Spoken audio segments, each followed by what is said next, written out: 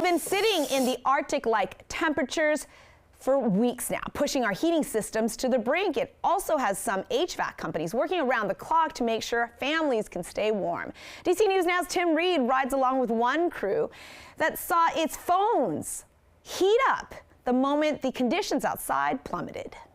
A Lanham HVAC contractor says this has been the busiest winter his company has ever seen in 16 years. They've been working nonstop to keep the heat on for dozens of families. It's been outrageous. I mean, my personal line has been going crazy. The business line has been going crazy. Marlon Simpson says his company, A1 Heating and Air Conditioning, are handling 6 to 7 calls per day since the Sunday snowstorm a few weeks ago. This winter so far in January, especially since the snowstorm we had, has been intense. Demand has been high. Temperatures have been extremely low in the single digits, in the teens, and folks are really struggling because their systems are working extremely hard just to put out the heat they need to stay comfortable.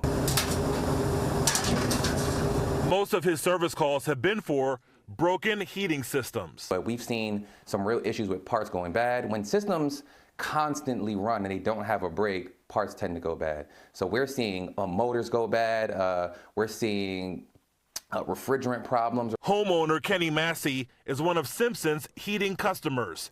He's had some work done on his system prior to that snowstorm and wanted to make sure everything is still in working order after the storm. Pretty much we're talking about just changing the filters, and then there's also like a tube filter down there in the basement where you have to often check and everything. So, you know, just staying on top of that stuff. The biggest problem I see on every service call is a dirty filter. Simpson says his team has handled 30 to 50 calls in the past few weeks, and some of those have been pretty costly, ranging from $1,000 to $2,000. In Lanham, Maryland, Tim Reed, DC News Now.